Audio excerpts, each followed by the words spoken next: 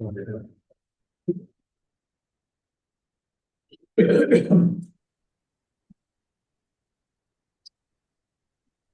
Est-ce que c'est bon pour toi? Oui. Ouais. Ouais. La connexion avec Catherine Marquet-Favre est OK? Très bien. Ouais.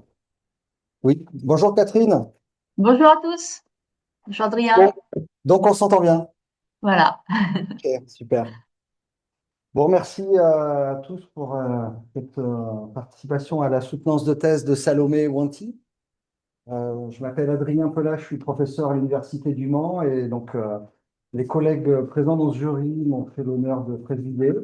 Donc je vais animer la séance qui va donc démarrer par une présentation de 45 minutes de la part de Salomé, qui va présenter son travail, et qui va se poursuivre par des questions et des discussions scientifiques avec une partie des membres de ce jury nombreux. On n'aura probablement pas le temps de tous prendre la parole de façon extensive. Mais il y aura au minimum les examinateurs et les examinatrices et rapporteurs de ce travail qui participent. Alors, je vais vous présenter les membres du jury. Je vais démarrer de tout à fait à gauche, à droite là-bas. Donc, Étienne Parizet, qui est professeur à l'INSA de Lyon, qui est impliqué dans l'encadrement. excuse-moi, j'ai Romain Delpoux. Romain Delpoux, qui est maître de conférence à l'INSA de Nancy, donc tu étais impliqué dans l'encadrement. Voilà. Ensuite, membre du jury, Vincent Lefranqui, professeur à l'UTC Compiègne. Voilà. Jean-Louis Le Carreau, professeur à Sorbonne Université, rapporteur du travail.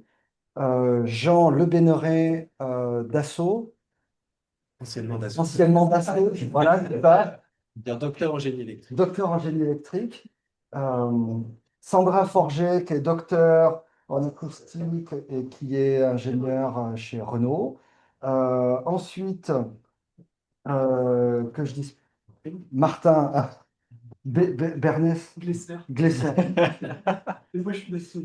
Je vous jure, on n'a pris que du péril. Donc chez Dassault. Et puis Nicolas Totaro, directeur de thèse. Voilà. Et on a Marc-Catherine Marquis-Favre depuis Lyon, qui est professeur à l'ENTPE, si je ne dis pas de bêtises, ouais, c'est ça, qui est directrice de recherche, pardon, à l'ENTPE et qui n'a pas pu se déplacer en raison de problèmes de train. Voilà. Donc, si c'est bien pour toi, on peut démarrer, 45 minutes. Bon, alors, aujourd'hui, je vais vous parler du bruit des moteurs électriques, qui est un sujet de recherche très actif avec la tendance vers l'électrification qu'on connaît aujourd'hui, notamment dans le domaine de la mobilité. On dit souvent des moteurs électriques qu'ils sont plus silencieux que les moteurs thermiques, mais ils ne sont pas moins problématiques pour autant. Ils posent notamment des questions de sécurité pour la détectabilité en milieu urbain auprès des piétons, des cyclistes notamment. Aussi, c'est un enjeu de confort, puisqu'on va le voir par la suite, le bruit des machines électriques peut être très tonal et a beaucoup de contenu dans les hautes fréquences, ce qui peut être assez désagréable. Et c'est aussi pour les constructeurs un enjeu d'image de marque, puisqu'on sait que le bruit émis par un produit ou par un véhicule a une forte fonction émotionnelle, c'est notamment un fort gage de qualité.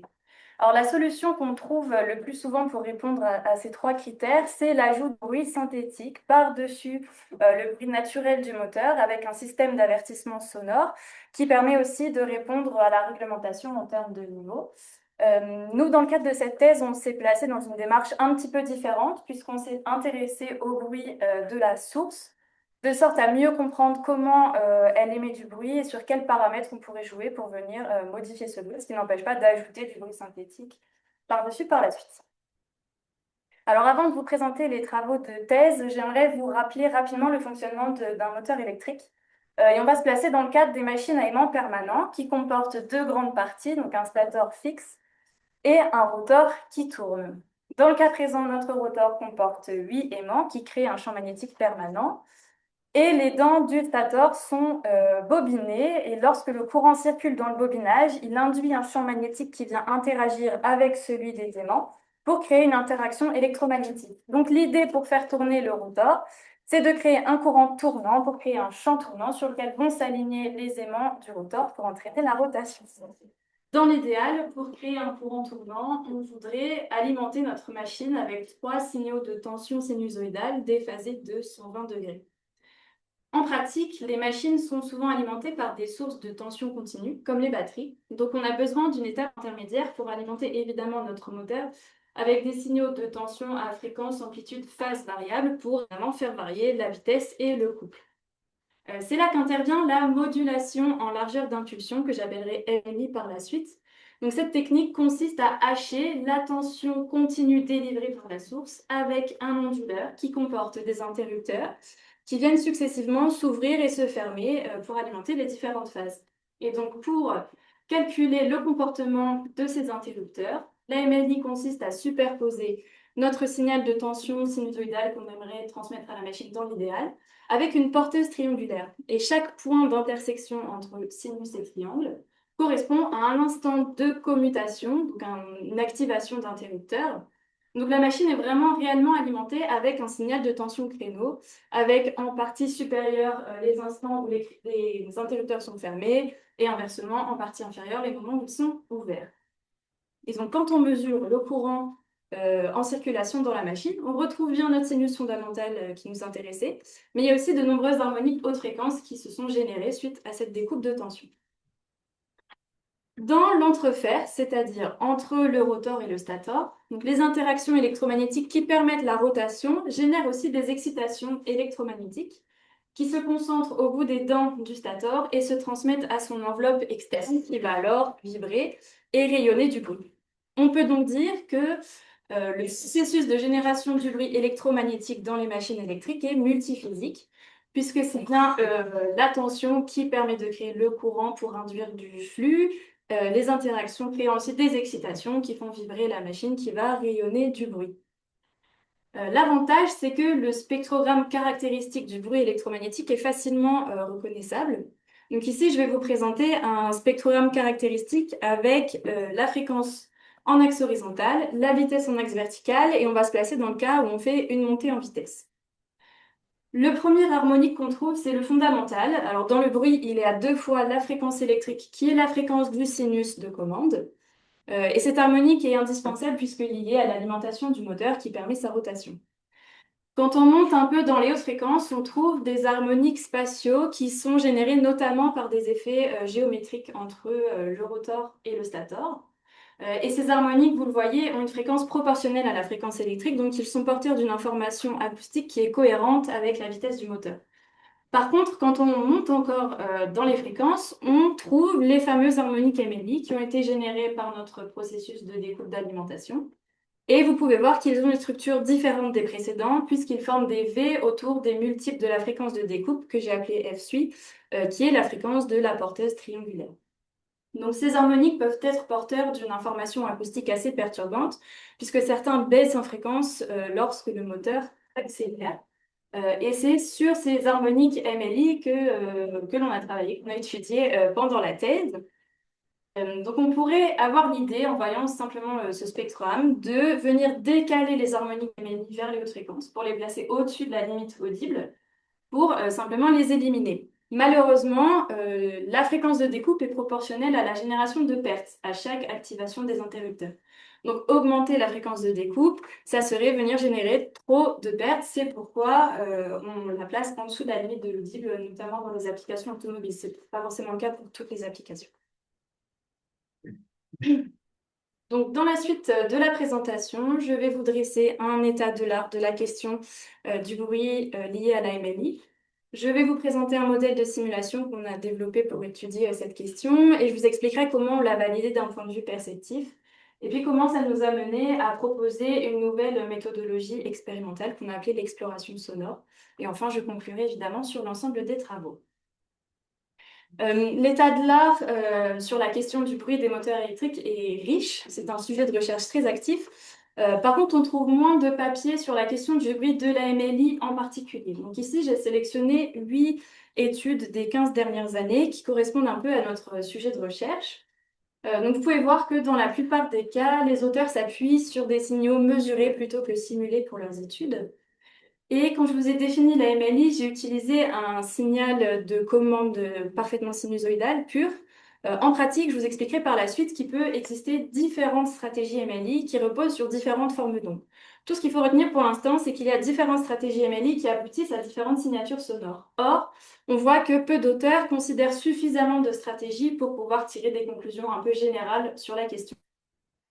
On voit aussi l'essor des indicateurs psychoacoustiques qui sont de plus en plus utilisés par les auteurs, alors notamment les indicateurs de niveau, soni, acuité et de tonalité qui répondent à la structure harmonique du spectrogramme. Moins d'auteurs considèrent aussi des indicateurs comme la rugosité, la tonalité, la fluctuation, qui peuvent être utiles lorsque des harmoniques se rapprochent et que ça crée des phénomènes de modulation, de modulation. Et ensuite, on voit que peu d'auteurs vont jusqu'à réaliser des études perceptives puisqu'elles peuvent être assez complexes et coûteuses, notamment en temps, à mettre en place. Donc, je dirais qu'à ce stade, c'est un peu difficile de conclure sur l'état de l'art parce qu'il y a de nombreux paramètres qui font varier le bruit de la MLI. Donc, c'est un sujet d'étude assez complexe. Alors, un des outils qu'on retrouve de plus en plus de nos jours pour traiter des questions acoustiques et autres, c'est la modélisation numérique. Et donc ici, c'est une modélisation multiphysique. Donc il existe différentes approches pour répondre à notre sujet d'étude. Les approches complètement analytiques sont rares puisqu'elles supposent de nombreuses simplifications, notamment géométriques, qui impactent fortement la qualité des prédictions. Les courants sont souvent directement mesurés en fait sur banc d'essai, ce qui permet de facilement prendre en compte les harmoniques MLI sans considérablement allonger les temps de calcul. Et pour les autres physiques, c'est les éléments finis qui l'emportent. Ici encore, peu d'auteurs considèrent suffisamment de stratégies différentes pour réellement prendre en compte la variété des stratégies MLI. Et peu font de la vitesse variable. En fait, j'ai laissé ça en jaune parce qu'ils considèrent une rampe de vitesse comme une succession d'états stationnaires. Donc, on ne peut pas directement écouter les signaux simulés. Et on voit aussi ici l'utilisation d'indicateurs psychoacoustiques. Alors, dans un cas, simplement pour qualifier les signaux qui ont été simulés, et dans l'autre, comme outil de validation en comparant des valeurs d'indicateurs sur des signaux simulés et enregistrés. Donc, à partir de notre état de l'art, on a identifié différents verrous scientifiques. Côté modélisation, le fait que l'approche fréquentielle n'est pas adaptée à la synthèse sonore, que les modèles existants ne permettent pas de prendre en compte suffisamment de stratégies MLI différentes, et puis surtout que leur fidélité n'a jamais été vérifiée d'un point de vue perceptif. Ensuite, on voit finalement que tous les auteurs qui utilisent des indicateurs psychoacoustiques relèvent le fait que les indicateurs existants ne sont pas suffisants à caractériser tous les attributs sonores qui peuvent apparaître dans le bruit électromagnétique. Et puis, la qualité sonore n'a jamais été directement reliée à un paramètre ajustable du moteur. Donc, dans ce contexte, on a défini différents objectifs pour la thèse. Développer un modèle de simulation pour le bruit électromagnétique qui fonctionne en conditions variables et qui prenne en compte différentes stratégies MLI. Ensuite, le vérifier d'un point de vue perceptif. Et puis, essayer de faire le lien entre les paramètres, alors dans notre cas de l'alimentation du moteur, et les propriétés acoustiques, voire psychoacoustiques du bruit qu'il émet. La première action qu'on a mise en place pour essayer de remplir ces objectifs, ça a été le développement d'un modèle de simulation. Alors, je ne vais pas entrer dans les détails de son implémentation pendant cette présentation, mais simplement vous présenter sa structure et les hypothèses principales sur lesquelles il s'appuie, puisque c'est un modèle simplifié qui a été pensé pour une utilisation en phase de conception initiale, donc avec assez peu de données sur la machine. C'est pourquoi il considère un modèle parfait, sans aucun défaut, électrique, mécanique, etc. Il est entièrement formulé dans le domaine temporel, ce qui a considérablement facilité la prise en compte des conditions variables, mais aussi de la MLI. Et en fait, son implémentation s'est basée sur des méthodes existantes qui ont été adaptées à sa structure. Il s'agissait notamment de passer du domaine fréquentiel au domaine temporel. Et donc, si on regarde un peu physique par physique, à chaque pas de temps, le modèle part des instructions de commande rentrées par l'utilisateur. Il applique la MLI avec une formulation un peu particulière dont je vais vous parler par la suite. Les courants sont calculés par un solveur numérique qui s'appuie sur des données d'entrée électromagnétiques qui peuvent avoir été mesurées, calculées analytiquement ou simulées, tout ça aboutissant à des niveaux de précision différents, évidemment. Et à ce stade, on néglige les pertes électriques. Ensuite, on calcule les forces avec une approche semi-analytique très classique qu'on retrouve fréquemment dans la littérature. Et comme la majorité des auteurs, on a négligé dans un premier temps les excitations tangentielles et axiales qu'on peut, dans la plupart des cas, considérer comme négligeables face aux contributions radiales. Et pour les forces, pour les vibrations, on s'est appuyé sur des fonctions de réponse en fréquence qui peuvent avoir été, encore une fois, mesurées, simulées ou calculées analytiquement. Et comme le modèle est entièrement formulé en temporel, on les transforme en réponses impulsionnelles pour venir les convoluer avec les forces pour synthétiser les signaux vibratoires. Et à cette étape, encore une fois, comme de nombreux auteurs dans la littérature, on néglige le rotor qui est plutôt excité par des sources mécaniques. Et on fait un petit peu la même chose pour le calcul des signaux acoustiques avec des coefficients de rayonnement analytiques. Alors, je vous ai dit qu'il existait de nombreuses stratégies MLI, comme dans l'état de là. Et en fait, ces différentes stratégies, elles ont surtout été développées pour des questions de performance électrique ou de réduction d'harmonique. Et dans le cadre de cette thèse, on s'est intéressé en particulier à une famille de stratégies qu'on appelle discontinues, qui présente aussi l'avantage de réduire les fameuses pertes par commutation liées à l'activation des interrupteurs.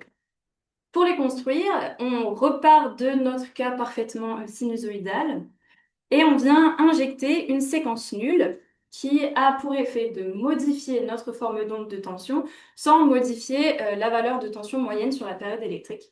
Et donc, comme on change la forme d'onde de tension, on modifie la position des points d'intersection, donc notre signal créneau et in fine le bruit haute fréquence émis par la machine. Il existe différentes séquences nulles qui aboutissent à différentes stratégies MLI, mais toutes s'appuient sur le même schéma de calcul. Donc en fait, on part des trois sinus fondamentaux, on identifie les minimums et maximums instantanés qu'on vient déphaser avec un décalage qui dépend de la stratégie qu'on veut construire. Et on recombine ces signaux déphasés, encore une fois, avec une expression qui dépend de la stratégie que l'on veut utiliser pour alimenter notre moteur. Et quand on injecte ces séquences nulles, on trouve des nouvelles formes d'ondes de tension. Dans le cadre de l'implémentation de notre modèle, on a condensé ces 5 étapes en une formulation paramétrique qui dépend uniquement de l'angle et qui a le gros avantage de faire apparaître 6 paramètres. Donc une combinaison de paramètres aboutissant à une forme d'onde, donc une stratégie, et donc une signature harmonique haute fréquence. Cette formulation, elle nous a d'abord permis de retrouver l'ensemble des stratégies discontinues existantes et donc de prendre en compte un large panel déjà de stratégies dans notre modèle. Mais en examinant un petit peu les combinaisons qui avaient déjà été utilisées pour former ces stratégies existantes, on s'est rendu compte qu'il y avait d'autres combinaisons qui n'étaient pas encore exploitées. Donc ça nous a permis de proposer 9 nouvelles stratégies et donc encore une fois 9 nouveaux spectres de tension, donc de bruit. Notre objectif ici, ce n'était pas d'améliorer les performances électriques de la machine, mais vraiment de proposer des nouveaux spectres puisqu'on s'intéressait au timbre du bruit émis par l'AMF. Pour tester toutes ces stratégies et puis pour valider surtout notre modèle de simulation, on a réalisé des essais sur un banc préexistant au sein du laboratoire Ampère, que je remercie. Vous pouvez voir ici, c'est un banc qui permet de piloter une toute petite machine à aimant permanente qui tient dans la main. Et on est venu compléter le dispositif expérimental. Alors d'abord en ajoutant notre formulation paramétrique dans le script de contrôle. Et ensuite, on a ajouté une interface d'acquisition qui nous a permis de couvrir tout le spectre de l'audible. Et on a réalisé des mesures temporelles de courant, de vibration sur la surface externe du stator et de bruit avec 2 microphones pour essayer de commencer à lisser des effets de directivité. Et au niveau des conditions opérationnelles, on a choisi une fréquence de découpe de 5 kHz qui était compatible avec le script de commande existant. Et ensuite, on s'est placé dans un cas d'utilisation qui diffère un peu d'une utilisation réelle d'un moteur puisqu'on n'a pas appliqué de charge rotor et qu'on a réalisé un contrôle en boucle ouverte. Mais ces deux paramètres n'ont pas d'impact sur les harmoniques d'alimentation, MLI, qui était vraiment l'objet de notre étude. Donc, on a mesuré des rampes de vitesse avec un indice de modulation allant de 0 à 1. L'indice de modulation, je n'en ai pas encore parlé, c'est le rapport entre notre sinus idéal qu'on peut transmettre à la machine et notre porteuse triangulaire. Et comme vous pouvez le voir sur la petite animation, quand le rapport entre ces deux courbes évolue, la position des points d'intersection change aussi. Et donc, ça a un impact direct sur le spectre de tension que vous pouvez voir en bas à droite, mais donc aussi sur le spectre de bruit. Alors, vous pouvez peut-être remarquer que ça ne vient pas changer la fréquence des harmoniques, mais simplement leur amplitude. Donc, on peut tracer, comme en bas à gauche, ce qu'on va appeler des suivis d'ordre, c'est-à-dire l'amplitude des différentes harmoniques en fonction de l'indice de modulation pour avoir une image globale de l'émergence de ces harmoniques sur toute notre rampe de vitesse. Les mesures nous ont fourni des spectrogrammes, par exemple ici un spectrogramme de courant. Donc on retrouve la structure que je vous avais présentée en introduction. Par contre, c'est difficile d'apprécier sur ce type de graphique les variations des amplitudes des harmoniques puisque la gamme est complètement écrasée par notre fondamental. C'est pourquoi on regarde plutôt des suivis d'ordre. Alors ici, vous pouvez voir un suivi d'ordre de courant pour une de nos nouvelles stratégies avec en pré-plein les amplitudes mesurées et en pointillé les amplitudes simulées. Alors, je n'ai pas représenté le fondamental, mais on a eu une erreur vraiment très faible, inférieure à 3% sur le calcul du fondamental. Et vous pouvez voir que le modèle a correctement représenté les variations d'amplitude de nos différents harmoniques. Quand on avance un petit peu dans le modèle et qu'on regarde les signaux vibratoires, alors la première remarque qu'on peut faire, c'est qu'on ne retrouve pas les mêmes fréquences d'harmoniques, simplement parce qu'il existe une relation proportionnellement quadratique entre courant et vibration. Mais c'est bien les harmoniques qu'on voit sur le graphe de gauche qui aboutissent aux harmoniques vibratoires sur le graphe de droite. Et la deuxième chose qu'on peut dire, c'est que malheureusement, un écart significatif est apparu entre mesure et simulation. Alors ça dépend des indices de modulation et ça dépend des harmoniques. mais globalement, on retrouve quand même des tendances correctes. Et on peut dire à peu près la même chose sur nos signaux de bruit. Donc finalement, on observe une dégradation d'une physique à l'autre qu'on peut expliquer par deux choses. D'abord, l'accumulation des hypothèses simplificatrices qui viennent se superposer lorsqu'on passe d'une physique à l'autre dans le modèle. Et ensuite, les conditions de mesure qui étaient assez critiquables puisqu'on a réalisé nos mesures dans un environnement qui était prévu pour des mesures purement électriques. Et on est venu ajouter du matériel acoustique, mais il serait intéressant de faire des mesures un peu plus poussées et peut-être que ça améliorerait nos comparaisons. Bah. Mais on peut dire que nos tendances sont correctes et que donc on a rempli notre premier objectif. Donc on a un modèle d'oralisation qui est robuste aux conditions variables et qui considère beaucoup de stratégies MLI différentes. Et ça a été rendu possible notamment grâce à notre nouvelle formulation paramétrique. Malheureusement, à cause des écarts significatifs qu'on a pu observer entre mesures et simulations sur le bruit, on ne peut pas attester de la fidélité de ces signaux d'un point de vue perceptif. Donc pour vérifier ça, on a réalisé une expérience spécifique, une expérience de perception sonore, puisqu'on savait que notre modèle, étant simplifié, n'allait pas nous fournir des signaux parfaitement réalistes. Ce n'était pas l'objectif. Par contre, il peut être particulièrement intéressant s'il nous permet de comparer différentes stratégies les unes aux autres pour faire des choix lors de la conception du moteur. Donc au niveau de la méthodologie pour notre expérience de perception sonore, à cause de ces écarts entre mesure et simu, on ne pouvait pas directement comparer les signaux mesurés aux signaux simulés. Donc ce qu'on a fait, c'est qu'on a réalisé la même procédure sur différents types de signaux et nous avons plutôt comparé les résultats, l'objectif étant de vérifier si nos stratégies MLI étaient perçues de la même façon dans les signaux simulés et dans les signaux enregistrés. Donc on a répété notre procédure sur des signaux virtuels simulés avec le modèle, des signaux enregistrés sur bande d'essai, et puis on s'est dit, tant qu'à faire, on a déjà un modèle simplifié, pourquoi pas dégrader encore notre représentation du bruit et s'intéresser aux signaux de courant, puisqu'on a vu que nos comparaisons simu et C étaient bien meilleures pour le courant et qu'ils portent déjà l'information sur les harmoniques. Donc finalement, on avait un peu deux questions pour cette expérience. D'abord, vérifier la pertinence des signaux sonores d'un point de vue perceptif. Et un deuxième objectif qui consistait à évaluer la présence d'attributs sonores dans nos signaux de courant. Et dans la suite de la présentation, je vais plutôt m'intéresser au premier objectif qui était l'objectif principal pour cette étude.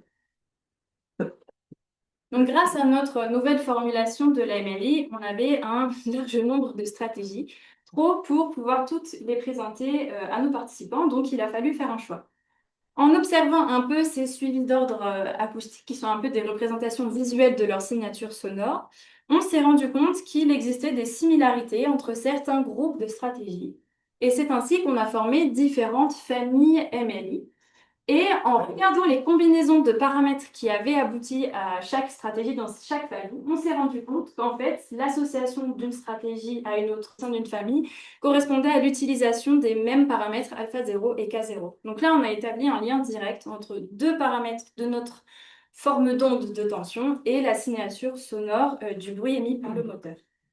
Et donc pour la suite de l'expérience, on a naturellement choisi une stratégie par famille que vous pouvez voir ici en bleu.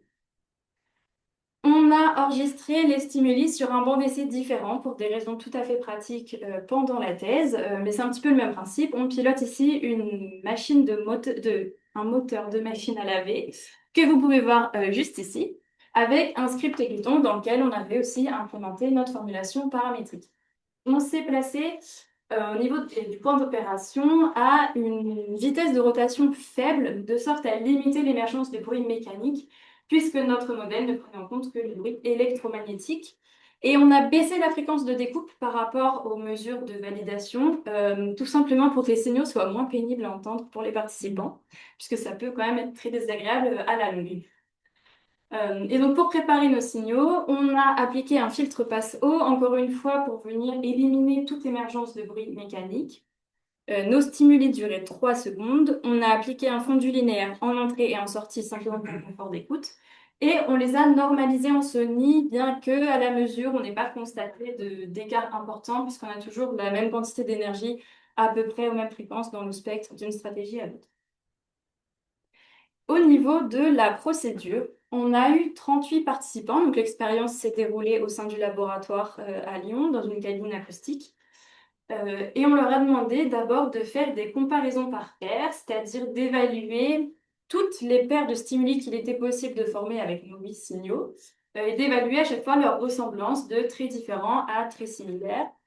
Et ensuite, on leur a demandé d'évaluer tous les stimuli de chaque corpus de désagréable à agréable. Et donc, ils ont répété cette procédure sur les 3 corpus différents, donc bruit enregistré, bruit simulé courant, les 3 corpus étant présentés dans un ordre aléatoire, bien évidemment. Donc là, on va s'intéresser plutôt aux analyses de comparaison par paire qui nous ont fourni un peu plus d'informations sur nos signaux. Au fur et à mesure que les participants ont réalisé leurs évaluations de dissimilarité, on a pu remplir des matrices individuelles où en fait chaque case correspond à l'information de ressemblance entre le stimulus de la ligne et le stimulus de la colonne. On a donc obtenu une matrice par individu et par corpus. Et pour les analyser, on a appliqué une méthode appelée Individual Difference Scaling, donc INSCAL, qui est en fait une technique de positionnement multidimensionnel qui considère que les dissimilarités perçues entre les stimuli correspondent à des distances relatives, et l'algorithme part de ces distances relatives pour positionner les différents stimuli dans un espace euclidien. Le nombre de dimensions étant fixé avec une fonction de perte. Dans notre cas, comme on avait un faible nombre de stimuli par corpus, on s'est limité à un espace bidimensionnel. Et l'algorithme fait aussi apparaître des facteurs de pondération qui représentent les variations intra-individuelles de l'importance portée à une dimension plutôt qu'une autre, sachant que les 2 dimensions de l'espace euclidien peuvent correspondre à des attributs sonores sur lesquels les participants se sont basés pour différencier les différents stimuli. Donc, si on regarde l'espace qu'on a obtenu avec nos signaux réels de bruit, donc mesurés sur un banc glacé, donc ici, vous pouvez voir que chaque couleur ou chaque forme de marqueur correspond à une stratégie, donc une famille MLI différente. Et puis, les petites ellipses correspondent à des plages de variations obtenues sur tous les participants. On constate que tous les stimuli sont assez éloignés les uns des autres et sont répartis de façon assez uniforme dans l'espace perceptif, ce qui montre finalement la pertinence de notre séparation des différentes stratégies en famille qui ont bien été perçues comme différentes les unes par rapport aux autres.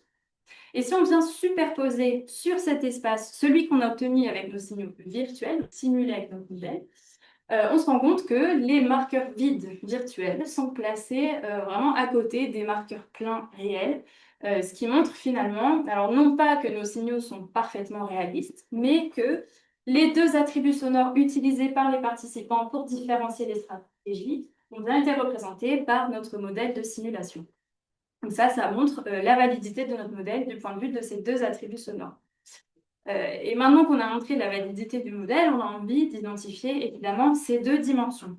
Alors pour ça, on peut écouter les stimuli en écoutant des paires de stimuli qui sont éloignés sur une dimension mais pas sur l'autre. Et donc si on fait ça avec la première dimension, vous allez peut-être entendre que ça correspond à une diminution du bruit dans les basses fréquences. Donc là, je vais vous faire écouter S8 puis S1.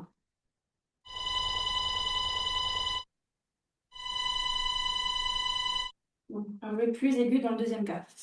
Pour la deuxième dimension, ça a été un peu moins évident et on s'est aperçu qu'en fait, cette dimension pouvait correspondre à l'apparition d'un petit bruit répétitif, assez impulsionnel, saccadé, presque percussif, qu'on a appelé le cliquettement pour la suite de l'étude. Donc là, je vais vous faire écouter S8 et ensuite S3.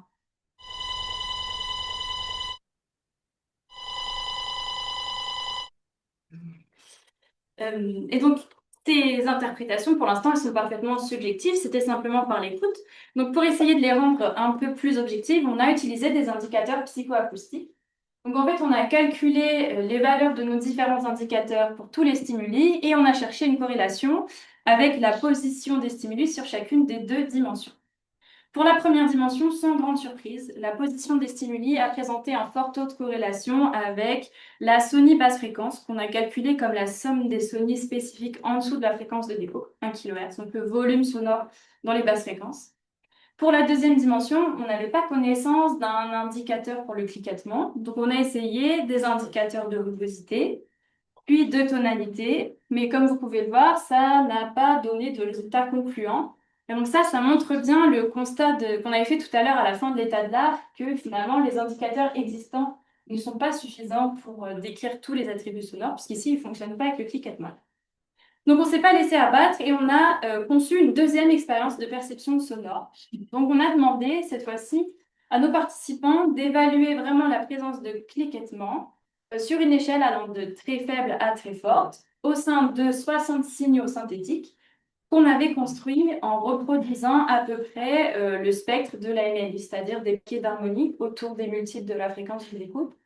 Et on s'est amusé à faire varier la densité de pics et leur émergence autour de ces multiples de la fréquence de découpe, puisqu'on avait l'intuition que le cliquetement pouvait provenir d'une superposition d'effets de modulation. Et donc, quand on a analysé, d'abord, quand on a écouté les signaux, on s'est rendu compte que cette variation de densité des pics pouvait donner soit de la modulation, dans d'autres cas plutôt quelque chose de rugueux. On n'entend pas très bien. Ça s'entendait mieux au casque. Et notre fameux cliquetement. Et donc, quand on a analysé les résultats, on s'est rendu compte que notre hypothèse était correcte, puisqu'on a réussi à établir un lien entre la perception du cliquetement et la somme des émergences harmoniques autour de nos multiples de la fréquence de découpe. Donc, on a pu construire un indicateur représentatif de la perception. Et ce qui est le plus intéressant avec cet indicateur, c'est que lorsqu'on l'a appliqué à nos stimuli précédents de l'expérience de validation, ça a plutôt bien fonctionné. On a trouvé un fort taux de corrélation avec les positions sur la deuxième dimension, ce qui montre que notre interprétation de cette deuxième dimension était correcte. Donc finalement, notre expérience de validation, elle nous a permis de montrer la fidélité de notre modèle sur les deux principales dimensions sonores qu'on a pu identifier et caractériser avec des indicateurs psychoacoustiques. Ça nous a amené à construire un indicateur pour le cliquettement. Et alors, j'en ai pas parlé dans la présentation, mais ça a aussi super bien fonctionné avec les signaux de courant, presque mieux qu'avec les signaux de bruit virtuels. Donc, il y a une information acoustique dans les signaux de courant, ce qui montre qu'on pourrait finalement s'intéresser à des critères acoustiques assez tôt dans le processus de conception, même avant d'avoir un modèle mécanique ou un prototype sur lequel réaliser des mesures de bruit. Et puis, la préparation de l'expérience nous a aussi amené à commencer à établir un lien entre la forme d'onde de la MLI et les signatures harmoniques, avec la formation de 8 familles de stratégies qui dépendent de 2 des 6 paramètres. Pourtant, les résultats de l'expérience sont limités puisqu'on a utilisé une seule fréquence électrique, une seule fréquence de découpe, un seul indice de modulation. Or, ces paramètres ont un fort impact sur le spectre de bruit. Donc, si on avait utilisé des stimuli différents, on aurait peut-être trouvé des résultats différents aussi. Donc, finalement, on se retrouve un peu dans le même constat que l'état d'art tout à l'heure. On a limité notre étude à un cas d'utilisation du moteur. Et on peut un peu élargir ce constat à d'autres expériences de perception sonore pour lesquelles on doit réduire le nombre de stimuli qu'on présente aux participants pour ne pas induire trop de fatigue auditive avec des expériences trop complexes ou trop longues. Donc, pour essayer de s'affranchir de ce phénomène, on a proposé une nouvelle méthodologie expérimentale dont je vais vous parler tout de suite. Alors, le principe, c'est de ne pas réduire le nombre de stimuli, mais plutôt de réduire le nombre de paramètres. En fait, d'habitude, quand les expérimentateurs conçoivent une expérience de perception sonore, ils ont un large nombre de stimuli qui ont été synthétisés avec plein de valeurs différentes, de plein de paramètres différents.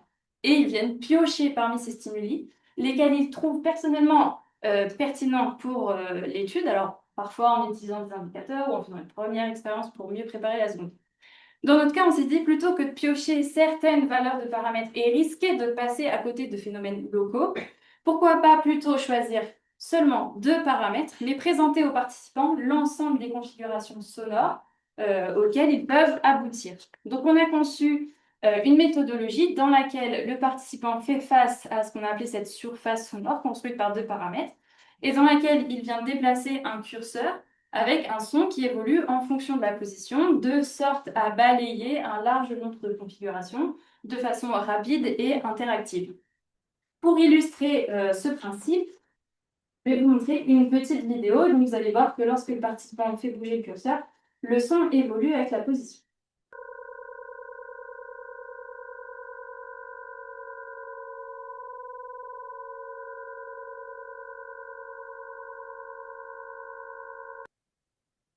Et donc, cette logique de test, elle a nécessité de développer une interface un peu particulière, différente des précédentes. Et notamment, vous pouvez voir une visualisation des positions déjà parcourues par le participant avec cette zone blanche. Donc ça avait deux objectifs. Déjà, faciliter l'expérience pour les participants pour qu'ils puissent repérer les positions sur lesquelles ils s'étaient déjà passés. Mais aussi, l'intérêt pour nous, c'était de pouvoir vérifier qu'ils avaient écouté toutes les configurations sonores avant de faire un choix. Et donc, la surface sonore qu'on leur a présentée, alors j'attire votre attention sur le fait que les résultats que je vais montrer à partir de maintenant sont différents de ceux qui figurent dans le manuscrit, puisqu'on a reproduit l'expérience à Lyon le mois dernier en améliorant un petit peu les conditions expérimentales et la procédure de test. Donc, cette fois-ci, ils ont pu vraiment écouter des simulations de bruit, non plus de courant. Et donc, on a réalisé 960 simulations en faisant varier sur l'axe horizontal la stratégie, sur l'axe vertical l'indice de modulation. Donc finalement, une colonne de signaux, ça correspond un petit peu à un suivi d'ordre acoustique, tel que ceux que je vous ai montré tout à l'heure. Et on a ajouté de l'interpolation linéaire entre les points pour rendre l'écoute plus fluide. Et ça, c'était possible parce que toutes les stratégies Émilie aboutissent à un même support spectral. C'est juste les amplitudes relatives qui varient, donc ça a rendu l'écoute vraiment très fluide. Au niveau de la procédure, on a demandé aux participants, on a eu 30 auditeurs, on leur a demandé d'abord d'explorer toute la carte pour qu'elle devienne complètement blanche, et ensuite de choisir la position qu'ils avaient trouvée la moins désagréable. Ensuite, dans un deuxième temps, donc ça aussi c'est différent de la précédente expérience, on a réalisé une tâche de verbalisation libre, puisqu'on a demandé à nos participants de décrire les signaux sur lesquels ils avaient passé le plus de temps. En fait, pendant l'expérience, l'interface enregistre toutes les positions successives parcourues par les participants, ce qui nous permet de construire des cartographies d'occupation, telles que celle que vous pouvez voir ici, qui est la cartographie moyenne qu'on a obtenue sur nos 30 participants. Et donc, sur cette cartographie, plus une zone est foncée, plus les participants y ont passé du temps. Et vous pouvez aussi voir les petits marqueurs circulaires qui correspondent aux positions qui sont trouvées les moins désagréables. Donc, finalement, on peut identifier 3 groupes de choix et d'occupation. Donc 3 groupes de 11 personnes, 7 personnes, 8 personnes et 4 outliers au milieu, mais dont on pourra quand même expliquer le comportement par la suite. Pour essayer de comprendre ce qui avait motivé le choix des participants, on s'est intéressé à leur tâche de verbalisation. Et donc pendant notre analyse, on a repéré tous les termes ou expressions qui avaient été utilisés par les participants pour caractériser les différentes zones. Et en analysant ces termes, on s'est rendu compte qu'on pouvait former 6 rubriques. Alors 5 qui correspondaient à des descriptions de propriétés sonores telles que aigu continu ou l'idée d'un battement, d'une répétition, d'un bruit saccadé. Donc vraiment la présence de rythme dans les signaux. Le grésillement qui correspondait plus à une variation très serrée, des oscillations un peu plus rapides que ce qui nous avait décrit comme étant du battement. Et puis une idée de mélange, de superposition, comme plusieurs bruits qui apparaissent les uns par-dessus les autres.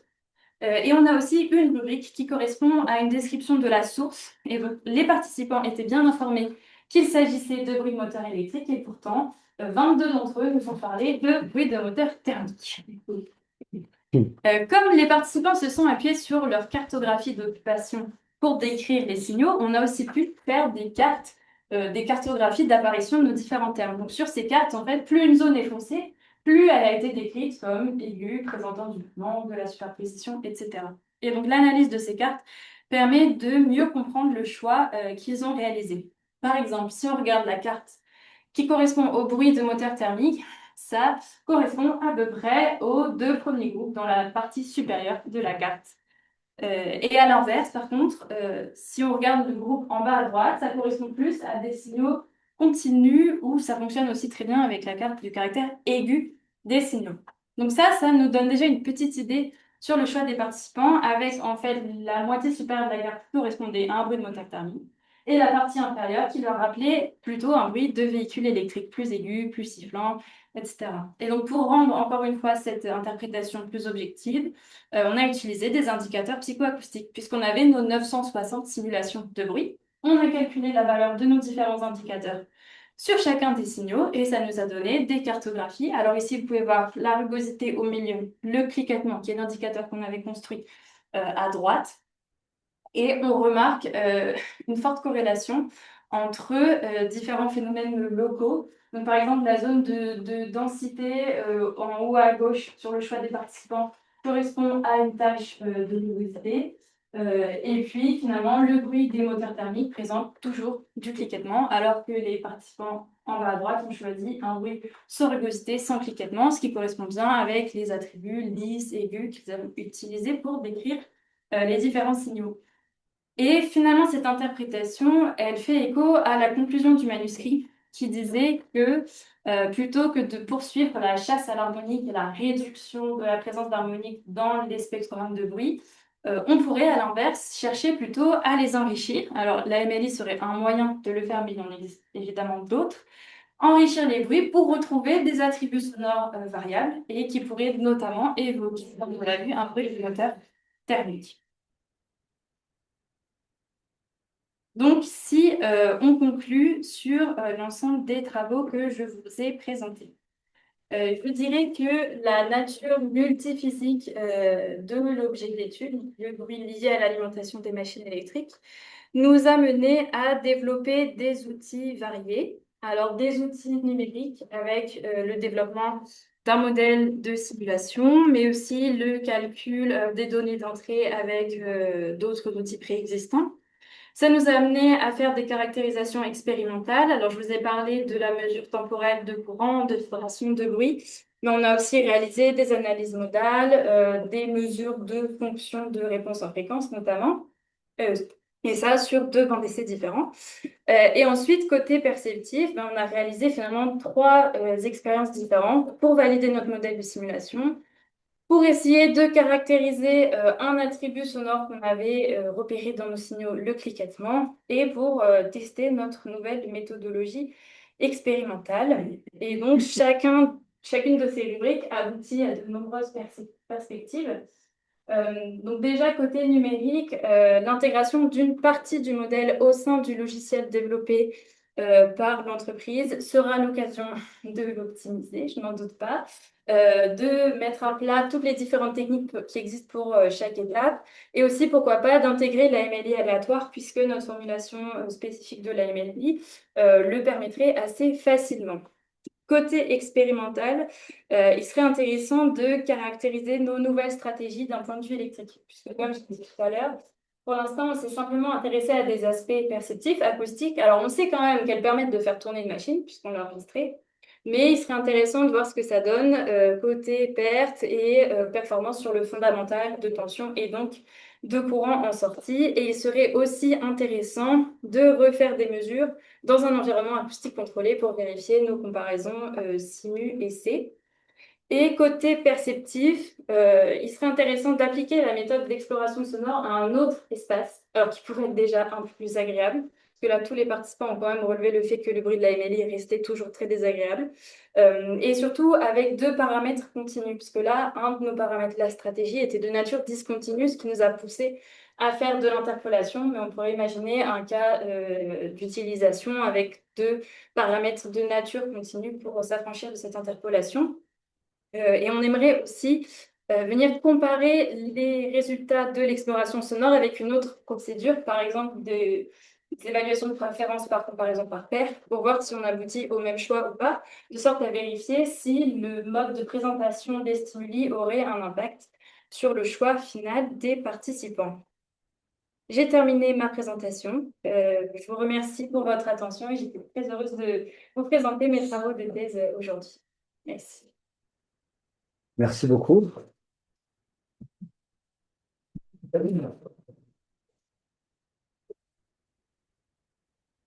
Merci beaucoup pour la présentation. Je vais donc passer la parole à mon collègue Vincent Lefranchi, qui était rapporteur de ce travail. Merci, Monsieur le Président. Eh bien, merci aussi à toi, Salomé, pour cette présentation que je qualifierais de brillante. On n'a pas parlé d'un son brillant. Moi, j'ai trouvé que la présentation était brillante. Alors, je suis pas plus étonné que ça, parce que je t'avais déjà vu le présenter. Et puis comme j'étais rapporteur, j'ai lu le manuscrit. Alors, je l'ai déjà dit, mais je pense qu'il faut le redire aussi ici. Je l'ai trouvé mais vraiment particulièrement bien écrit, agréable à lire. Je fais en moyenne 4 à 5 jurys de thèse par an. Celui-ci fait partie du top. En termes de rédaction, parce qu'on a quand même des thèses qui ne sont pas toujours faciles à lire, on a quand même des contenus scientifiques qui ne sont pas simples, et quand c'est pas bien écrit, pas bien expliqué, ou des fois c'est difficile. là, j'ai trouvé que ça passait pas mal. En plus, il y a la difficulté de t'adresser un petit peu à deux comités. Il y a une première partie qui est plutôt génie élec. Là, moi, je suis plutôt à l'aise. La deuxième, où je le suis moins, j'ai pas absolument tout compris, mais je pense une bonne partie. Voilà, ça, c'est grâce à tes compétences pédagogiques. Voilà, donc ça, je voulais d'abord le souligner. Ensuite, c'est un sujet que je trouve super intéressant et je sais qu'il est complexe. Alors, il y a une petite histoire avec moi, du coup, puisque en fait, ça fait pas mal d'années que je m'intéresse à ce genre de choses. Et il se trouve que en 2003, j'avais réalisé des expérimentations pour comparer des stratégies de modulation déterministe avec des stratégies stochastiques. Et j'en avais conclu, n'étant pas du tout acousticien, que ce serait très intéressant d'aller voir du côté de la psychoacoustique ce que ça allait donner. Eh ben, je suis content de voir que grâce à toi, il y a une nouvelle pierre à l'édifice et une belle avancée. Alors du coup, j'ai un certain nombre de questions. Je pense que je ne vais pas trop poser de questions sur la partie acoustique parce qu'à mon avis, le reste du jury, ils sauront le faire et puis il y en a pas mal. Du coup, je vais plutôt me concentrer sur la première partie. Euh, alors, je sais que tu as dit que dans les nouvelles stratégies, elles ont été prévues pour l'acoustique, c'est normal vu ton sujet de thèse, mais quelque part, c'est difficile d'éliminer l'impact que ça peut avoir sur d'autres critères, parce que les stratégies MLI, ça va être sur les pertes au niveau de l'électronique de puissance, mais des fois, ce que l'on gagne d'un côté, on le perd de l'autre, ça peut être des pertes sur la machine, ça peut être la qualité du couple, voilà, il y a tout un tas de choses. Et quelque part, là, tu as trouvé une méthodologie pour faire apparaître de nouvelles modulations. Est-ce qu'on ne pourrait pas gratter un petit peu et se dire, mais est-ce qu'elle pourrait être intéressante sur d'autres critères? Tu n'as peut-être pas eu le temps de le faire. Oui, il faudrait alors réaliser des mesures spécifiques sur ces aspects-là. Nous, par exemple, on n'a pas pu mesurer la tension, mais simplement le courant. Mais on a déjà regardé au niveau des pertes par commutation. Ouais. Et donc, on a des familles, enfin des stratégies purement discontinues qui ont une performance sur les pertes similaire aux stratégies discontinues existantes, puisque la période qui est constante est de la même largeur que sur les familles préexistantes. Et puis, on a des familles, alors des stratégies que j'ai appelées semi-discontinues, qui présentent un peu un compromis entre les deux aspects, puisque leur période constante sur la forme d'onde est 2 fois plus étroite que sur les stratégies discontinues. Donc, elles permettent de moins améliorer la performance électrique, mais elles présentent aussi moins de contenu harmonique. Donc, c'est un peu un compromis entre les stratégies discontinues et, par exemple, SVPWM ou SPWM. Après, il y a le temps où tu ne commutes pas, mais Oui. aussi à l'instant où tu ne commutes pas par rapport au maximum de courant. Oui. Parce que l'idée, c'est de ne pas commuter quand on a le maximum de courant. C'est pour ça qu'il y a des DPLM à 0 degré, 30 degrés avec le déphasage. Et oui, et en fait, nos périodes, si j'affiche les formes d'onde, on pourra les comparer. En fait, les périodes sur lesquelles elles sont constantes sont positionnées à peu près au même endroit. Donc, par exemple, ici, SDPWM1, je l'ai appelé comme ça parce qu'en fait, la première période correspond à DPWM1 et c'est juste la deuxième qu'on annule. Donc, en termes de performance, on est à la moitié entre DPWM1 et la stratégie simulée classique. Ce genre de choses. Après, c'est vrai que c'était une thèse en acoustique et on n'avait pas forcément les compétences en interne pour aller plus loin sur le niveau fondamental. Ce que je peux dire quand même, c'est qu'en fait, là, je montre 9 nouvelles stratégies. En fait, il y en avait une vingtaine. Et quand on les a testées avec Romain, on s'est rendu compte qu'il y en avait un certain nombre qui ne permettaient même pas de faire tourner la machine. Donc, on en a déjà éliminé un certain nombre. D'accord. Donc, celles-là font bien tourner la machine. Et on pense qu'il serait intéressant de s'appuyer sur celle-là. Et du coup, vous avez comme vérifié le niveau de couple et la vitesse. Vous étiez. Alors, en fait, tout ça, ça va faire l'objet d'une présentation en conférence au mois d'avril. D'accord. On retrouve le même fondamental de courant et la même vitesse de rotation pour toutes ces stratégies. Merci. Donc, tu as dû faire des hypothèses de modélisation, parce que c'est difficile de tout modéliser. Après, dans les choix, donc tu as dit que tu prenais pas alors, les tangentielles et axiales, Mm. certaines machines axiales, hein, sans doute. Tangentielles, ça dépend.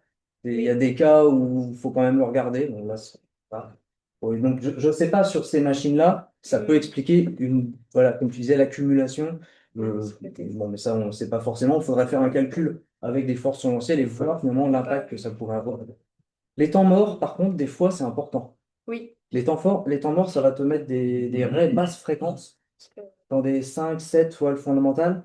Ça peut être important, ça. Faut... Oui. Ouais. Ça fait partie des pistes d'amélioration pour intégrer dans vos métiers. Et le dernier point sur les hypothèses, sur le comportement mécanique. De toute façon, je reprends les questions qui sont, voilà, il n'y a pas de surprise. Oui. Quand tu as des phénomènes de résonance, ça peut quand même totalement changer la donne. Oui. Du coup, voilà. Enfin, on prend bien en compte les Ouais. résonances en fait. On a un comportement qui est supposé linéaire, ce qui n'empêche pas d'avoir des fonctions de réponse en fréquence et analytique modale qui font apparaître ces phénomènes de résonance. Donc on les prend bien en compte dans nos calculs. On ne prend pas en compte les excitations croisées. Donc, en fait, on met bien face à face une excitation 0 face à un mode 0, etc. D'accord. Simplement, on ne les croise pas, mais on prend bien en compte les résonances. Et là, des fois, la difficulté, c'est que la fréquence de résonance calculée n'est pas exactement la même que la fréquence de résonance expérimentale. Et là, si tu fais pas de recalage, quelque part, ça introduit tout de suite une distance Oui. dans tes résultats. Oui. Parce que du coup, tu vois, si tu voulais comparer des choses plus réalistes, peut-être qu'il aurait fallu, c'est pas tricher, finalement, faire un recalage Oui. sur ton modèle pour être plus proche de la fidélité et qu'à l'écoute. En fait, là, quand on a quand on a fait notre analyse modale, on s'est rendu compte qu'avec une fréquence de découpe à 5 kHz, et pour le point d'opération qu'on regardait, enfin, en fait, sur notre trempe de vitesse, on ne croisait pas de mode principal. D'accord. Ouais. Donc, on a supposé qu'on était C'était loin pas- de cet effet ouais. de résonance. Mais disons que pour une application Il industrielle, faudrait faire un il recalage. faudra faire attention à ça, parce que ça peut Oui. être même le point crucial. Oui, de toute façon, c'est une pratique courante. Ok.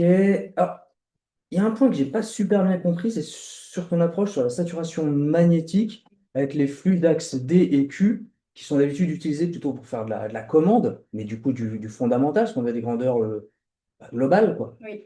Alors que des problèmes de saturation locale pourraient engendrer un contenu harmonique différent des efforts.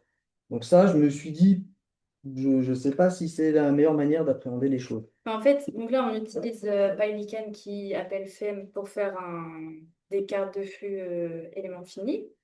Et nous, ce qu'on sort de cette cartographie-là, c'est simplement les flux projetés sur D et Q. Mais donc, qui prennent bien en compte les phénomènes locaux, mais simplement en les lissant sur les axes D et Q. Donc, on perd certainement une information, mais ça nous permet bien de prendre en compte la saturation, puisqu'on fait une boucle sur nos valeurs d'inductance et d'harmoniques spatiaux. Oui, mais là, tu restes sur des grandeurs globales, parce que Oui. si tu as de la saturation locale, tu vas avoir carrément un contenu harmonique différent, tu vas voir apparaître des fréquences nouvelles. Qui pourraient Ouais, émettre. alors que si tu les as mises sur ton axe, bah, tu les verras plus, ça. C'est comme je le fais. Oui. On l'avait fait justement dans la thèse de Jean sur la machine asynchrone. On avait volontairement généré de la saturation et on s'était rendu compte que donc, tu sais, dans la dent, à l'extrémité de la dent, on vient tellement saturer cette partie-là Quand ça qu'au niveau perméance, c'est comme si c'est de l'air. Donc c'est comme si ça faisait une encoche qui venait s'ouvrir au passage du flux et qui se referme quand le flux passe pas. Mince. Ouais, ces effets-là, on les récupère aussi au moment du calcul des forces parce qu'on s'appuie sur les forces magnétomotrices qui sont issues de la simulation éléments finis et qui dépendent bien de la position angulaire pour repérer les angles spatiaux. Donc, on ne prend pas en compte tous les effets, mais au moment où on récupère les forces magnétomotrices, peut-être qu'on en recapte aussi. Là, ce qu'il faut juste vérifier, c'est forcer une saturation à un moment donné. Oui. On connaît une saturation locale, une autre, on n'en a pas, et voir si l'effet il est De toute remarquable. façon, c'est sûr que la machine qu'on a utilisée, elle ne présentait pas de saturation significative dans tous les cas. Donc, il faudrait tester sur une autre machine, c'est sûr. Je vais quand même parler un petit peu de la partie acoustique. Moi, j'ai découvert la partie surface, l'exploration sonore, surface sonore. Moi, j'ai bien aimé. Parce que quelque part, pour un designer, je suis plutôt designer hein, à la fois de commande ou de machine, mais c'est pas toujours facile de se représenter toutes ces notions acoustiques. Et là, bah, on a un outil visuel avec en plus les différents codes couleurs. Moi, je pense que ça pourrait être une aide à un designer non spécialiste pour se dire, ah d'accord, bah, du coup, à ce point-là, il y a quelque chose qui est intéressant. Là, attention, c'est gênant. Voilà, moi, j'ai vraiment bien aimé ça. Donc, il y a peut-être moyen de continuer à l'utiliser. Je ne sais pas si tu peux le présenter, c'était les slides 35, 36, ou enfin, c'était par là. Ouais, peut-être un peu plus loin quand on avait des couleurs. Ouais. Bon, bah, ouais. Juste, voilà. Peut-être faire attention à la manière d'utiliser liée à l'indice de modulation. Parce qu'en fait, l'indice de modulation, il va te donner aussi. Moi, je reviens Oui. au couple pour la machine, à la vitesse. Et ton indice de modulation, il va donner beaucoup de courant pour donner beaucoup de couple. C'est donc des points de fonctionnement de l'utilisateur véhicule totalement différents. Donc, si tu es en train de monter une côte, bah, tu vas tout le temps vers l'indice le plus élevé. Et si jamais tu es à très très basse vitesse, tu vas être l'indice. Donc, pour moi, ils ne sont pas également comparables, les indices de modulation. J'aurais envie de faire une analyse horizontale et de dire, voilà, si on est à fort couple, on va comparer ça. Si on est à faible couple, on va comparer ça. Après, si on fait de la dynamique, on passe de l'un à l'autre. Mais ça peut être un petit peu trompeur de présenter juste comme ça. Je pense qu'il faudrait rajouter ce petit élément d'analyse supplémentaire. Oui, c'est d'ailleurs pour ça qu'on ne voit pas d'indice de modulation à zéro, puisque il n'y a pas de tension. Et puis, je suis super content que tu nous aies fait écouter des choses. À un moment, je me disais, pas d'écoute, il y a pas d'écoute. Et puis si, on a une écoute. Bon, alors, après, moi, j'aime bien l'écouter deux fois. Une première fois, mais là, c'est normal, tu étais en temps limité. Mais ouais, voilà. Écoute, je sais qu'on a un timing relativement serré. Je pense que je suis pas trop mal, Monsieur le Président. Je te remercie. Mais écoute, bonne continuation. Merci beaucoup. On passe la parole maintenant à Jean-Loïc Lecaroux, deuxième rapporteur du travail. Merci, Monsieur le Président. Félicitations, hein, Salomé. Donc, effectivement, le travail, je l'ai bien apprécié aussi. On va peut-être parler un peu de la présentation aussi, qui a été très, très bien conçue, parfaitement illustrée, mettant en valeur les éléments saillants de ton travail. C'est un parfait résumé des apports de ton travail dans les stratégies d'alimentation des moteurs électriques, dont je suis peu compétent, je dois quand même l'avouer tout de suite. Ce qui était aussi intéressant, c'est de voir donc une nouvelle expérimentation complémentaire. On reviendra un peu là-dessus sur ce que tu as fait dans ton manuscrit. Donc, entre l'envoi du manuscrit et maintenant, il y a eu du travail en plus. Donc, ça, c'est appréciable aussi. Alors, concernant le manuscrit, je rejoins tout à fait l'avis de mon collègue, hein. C'est une démarche résolument pédagogique, donc avec un glossaire aussi, des beaux tableaux bibliographiques, des belles illustrations même pour un néophyte en moteur électrique, hein, m'a permis de comprendre un peu le fonctionnement et le rôle des composantes dans le son. Ça, c'était intéressant.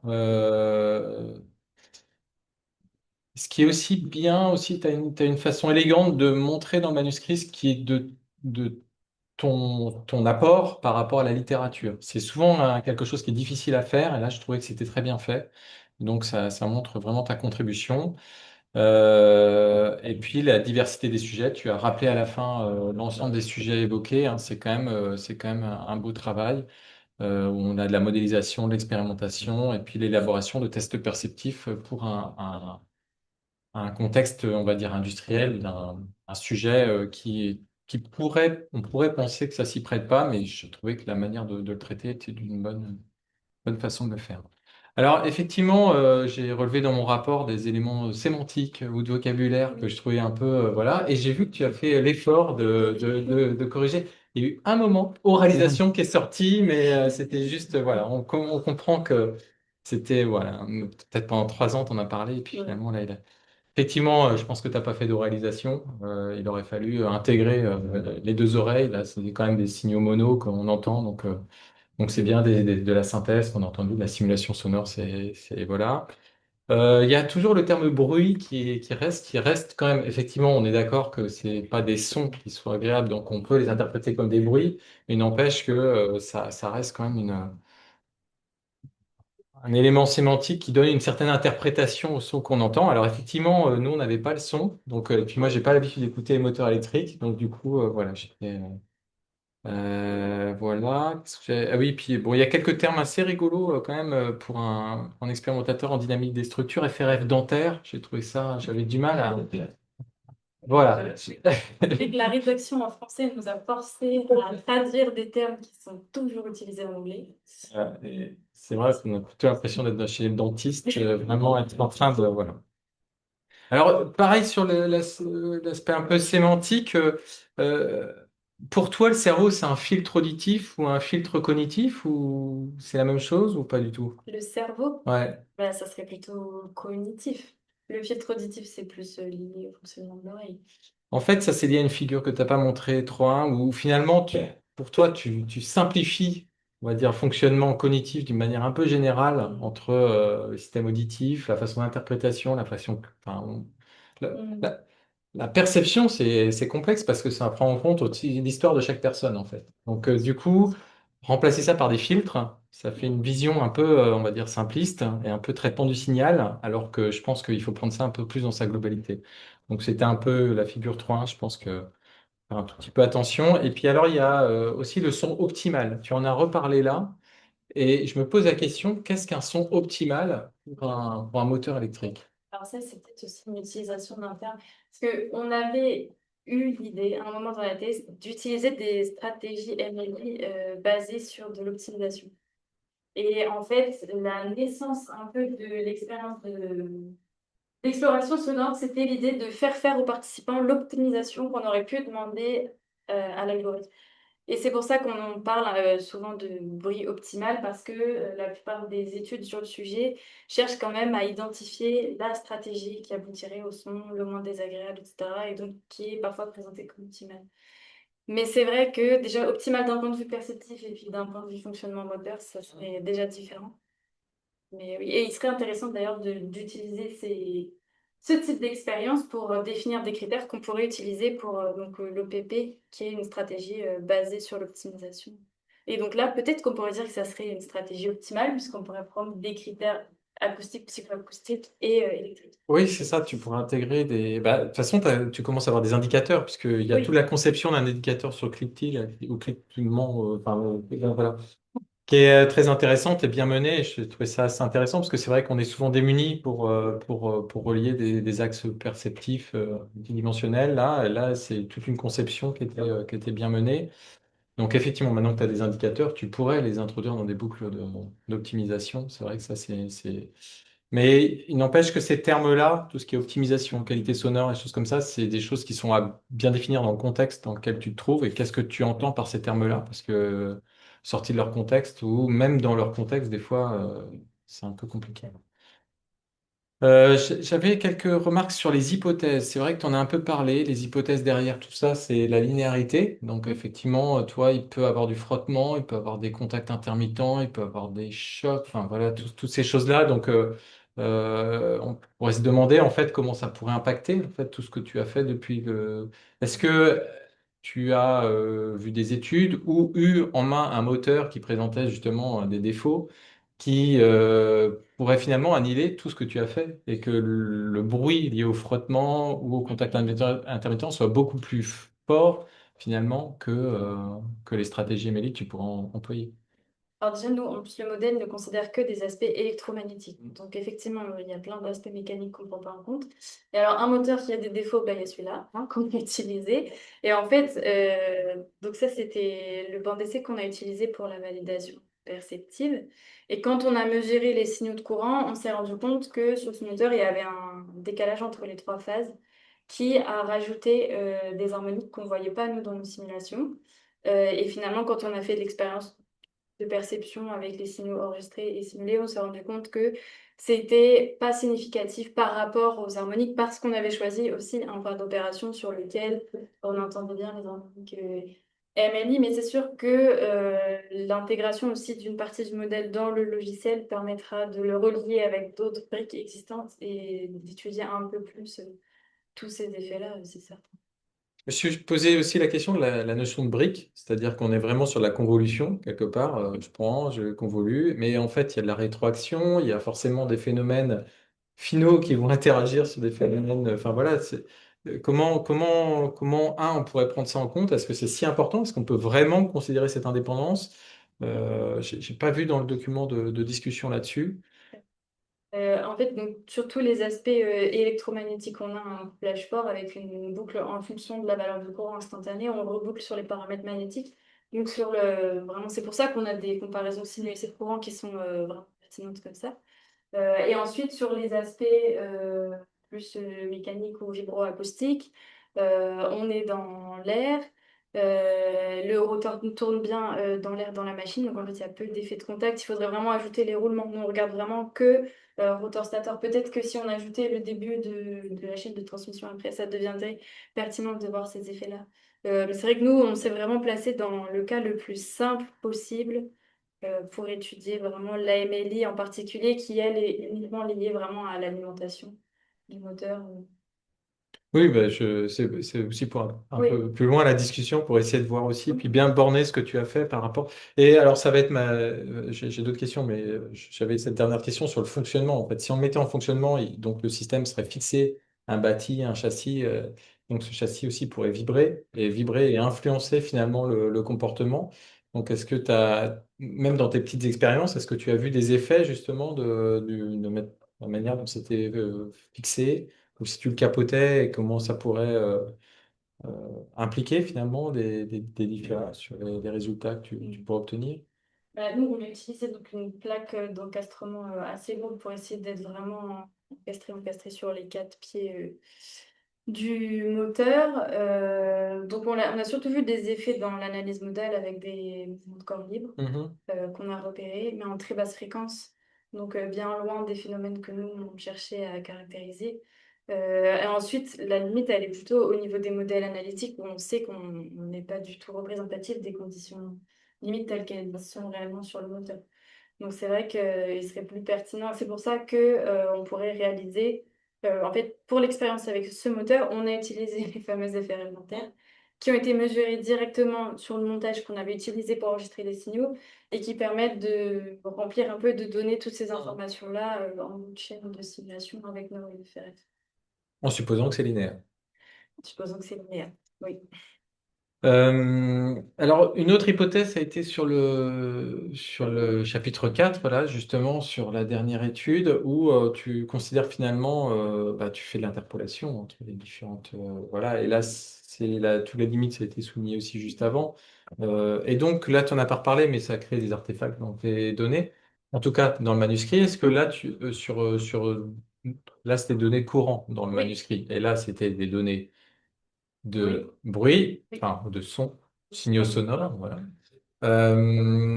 Est-ce que tu as repéré les mêmes effets Non, de... en fait, parce Ouais. qu'à cause de cette relation quadratique, finalement, les signatures sonores de bruit sont plus proches les unes des autres que les signatures de courant. Donc, ça a émergé un petit peu moins et on a surtout fait attention à l'ordre dans lequel on a présenté les différentes stratégies. En fait, on les a pas. C'est pas le même ordre que... Non, ouais. exactement. Parce que, il y a certaines familles de stratégies qui font émerger des harmoniques qui n'émergent pas avec d'autres familles.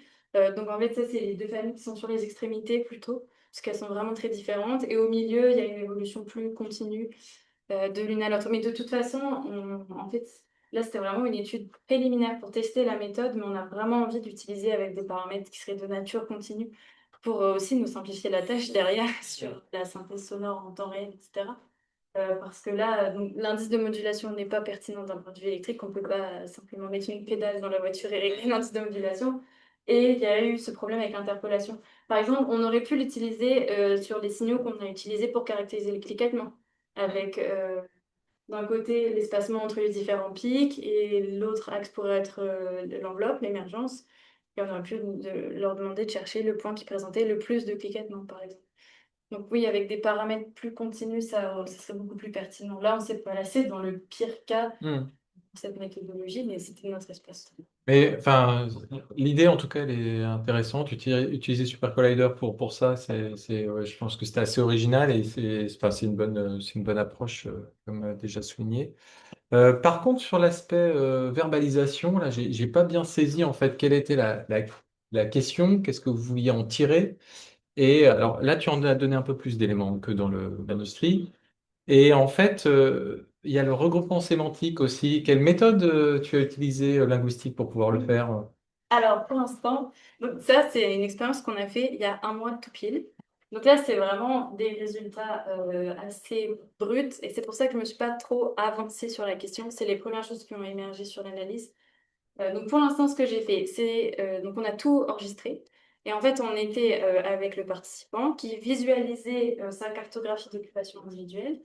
Et je leur demandais de me décrire les signaux sur lesquels ils avaient passé le plus de temps. Donc elles étaient numérotées. Et donc ils pouvaient réécouter les signaux en temps réel pour me décrire les signaux. Et parfois, quand ils ne comprenaient pas bien la consigne, je leur disais, bah, décris-moi les signaux comme si je les avais moi jamais entendus. Pour essayer d'avoir beaucoup d'informations sur tous les attributs sonores qui pouvaient apparaître. Donc j'ai tout enregistré, j'ai tout transcrit à l'écrit. Et ensuite, j'ai essayé de repérer les unités verbales qui pouvaient correspondre à une information sur le signal. Et donc, j'ai commencé à compter les effectifs individuels et puis ensuite moyennés d'apparition sur tous les types de signaux. Et ensuite, c'est aussi l'aspect géographique qui nous a aidé à former les rubriques. Mais c'est sûr que là, vraiment, c'est pas du tout abouti et on va essayer de... Effectivement, je pense qu'il y a un potentiel. Après, le traitement de ce type de données, délicat. c'est assez... Parce qu'on peut faire tout et n'importe quoi, en fait, vrai qu'en prenant les mots, en les sortant complètement de leur contexte de la phrase. Euh, Mais en tout cas, c'était beaucoup plus clair, globalement, là, que dans le manuscrit, où ça sentait un peu la peinture fraîche, quand même, sur Alors moi, ce que j'adore, c'est les positions aberrantes. Et alors, Oui, et en fait, tu as dit que tu allais en parler, et tu n'en as pas reparlé à l'oral. Et il y en a quatre là. oui. Et qu'est-ce qu'ils ont d'aberrant en fait? Pourquoi tu penses que Septième. Non, en fait, oui, c'est pas des choix aberrants puisque c'est des choix personnels. Toutes ça? les positions choisies sont valables. C'est juste qu'il va falloir essayer d'aller un peu plus loin pour comprendre leurs choix, parce que les autres se sont assez occupés par des phénomènes locaux, donc on a envie de tirer des conclusions. On peut plus facilement tirer des conclusions là-dessus, parce on remarque qu'ils ont tous décrit les signaux de la même façon. Alors que pour ces quatre-là, ça va être un peu plus délicat, mais finalement, ils se retrouvent quand même dans des zones qui correspondent au choix des autres. Donc en fait, moi, ce que je pense, c'est qu'il y avait une grande zone assez uniforme avec peu de variations et ils se sont peu dispersés dans cette zone-là, quoi. Mais ouais, je pense que c'est pas du tout les mêmes que Mais non, les rangs du manuscrit, c'est Oui. eux qui n'étaient du coup pas du tout. Voilà, donc c'était important de les considérer non pas comme aberrants, mais comme des stratégies personnelles. Sans jugement, aucun. Ok, mais en tout cas, c'est intéressant aussi de regarder les traitements individuels, et ça le fait aussi dans le manuscrit, et ça, c'est plutôt intéressant. Écoute, bah, je te remercie, et bah, voilà, bonne continuation. Merci Jean-Loïc. Euh, on va à présent donner la parole à Catherine Marquis-Favre qui est online. Est-ce que c'est bon pour toi, Catherine? Il m'a assuré qu'il faisait la résistance, là. Le support n'était pas suffisamment rugueux. Alors, eh bien, moi, je me joignais donc à ce qu'ont pu dire les reviewers hein, et les rapporteurs, pardon. Donc, la présentation est effectivement très claire. Hein. J'ai beaucoup apprécié, était pédagogique. Bravo. Et puis, le manuscrit, lui, très agréable pour un sujet traité qui est complexe, hein, qui coupe modélisation multiphysique jusqu'à la psychoacoustique. Donc, franchement, bravo, hein, parce que ça nécessite de fait de multiples compétences. Alors, il y a la qualité rédactionnelle, hein, effectivement, qui a été soulignée. Moi, j'ai bien apprécié hein, le fait qu'il soit mis en évidence hein, tout au long du mémoire, hein, des chapitres et des sections, les hypothèses, les résultats et les limitations aussi. Voilà. Vraiment, c'était agréable. De, pour moi, c'est des points forts. Voilà. Euh, alors, pour les questions, j'avais aussi un peu des questions là vis-à-vis de la verbalisation avec le choix d'adjectifs antonymes. Je voulais savoir comment ils avaient été choisis. Est-ce que c'est à partir de la littérature propre au moteur électrique? Ça manquait un petit peu dans. En fait, on avait réalisé en 2020 une première expérience pendant un stage que j'avais fait en fait dans la même entreprise. On avait fait une expérience avec des échelles sémantiques. Et donc, on avait dans un premier temps fait une tâche de choix parmi un panel de termes issus de la littérature. Donc, on leur avait présenté, alors si je me souviens bien, environ 60 termes. Et puis, on leur avait fait écouter différents bruits de moteurs électriques. Alors, pas que dans l'automobile, il y avait aussi des bruits de machines à laver et des bruits issus, enfin, des signaux sonores, pardon, issus de films, par exemple, de choses un peu plus synthétiques et futuristes.